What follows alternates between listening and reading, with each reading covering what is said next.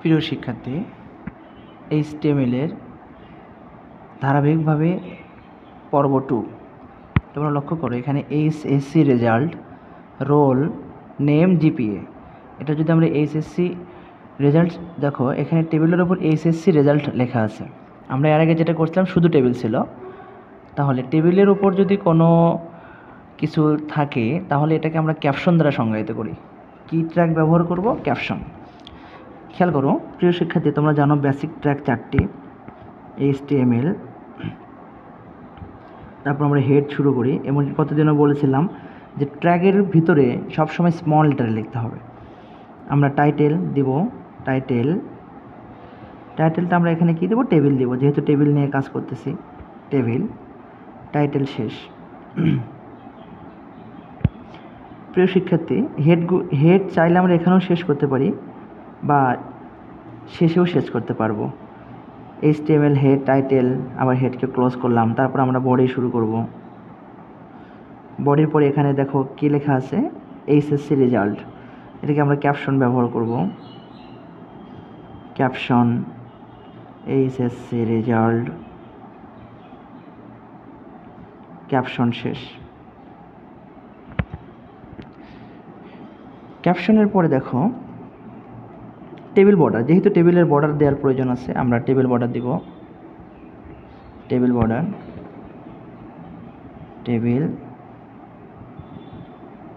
Table border 1 pixel.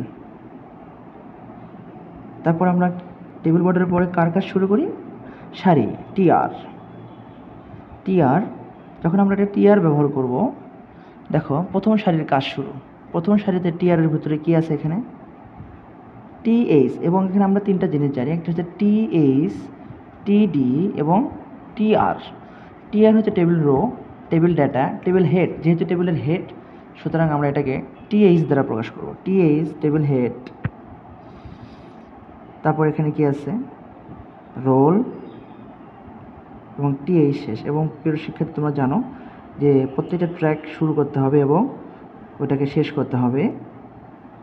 এবং TH close, আবার TH শুরু, GPA, TH close.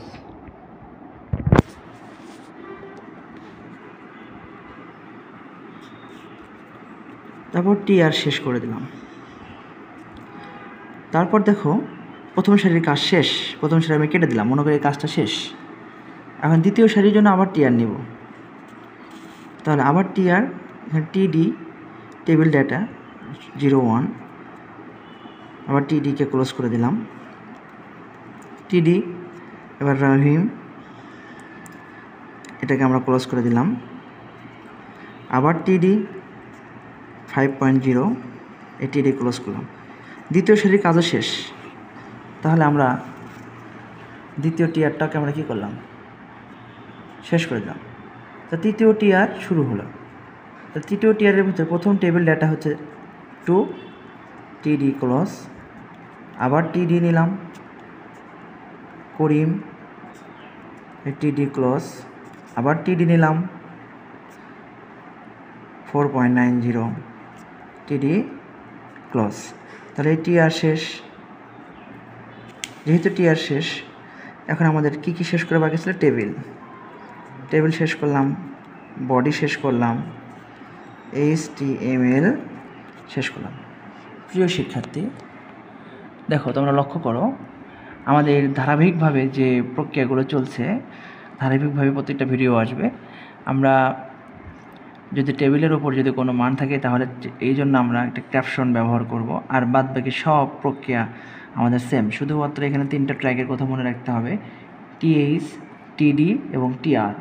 টিএইচতে table head, টিআরতে টেবিল রো এবং টিডিতে টেবিল ডাটা। আশা করি প্রত্যেকে বুঝতে পেরেছো। সবাই ভালো থাকবে, সুস্থ থাকবে। আল্লাহ হাফেজ।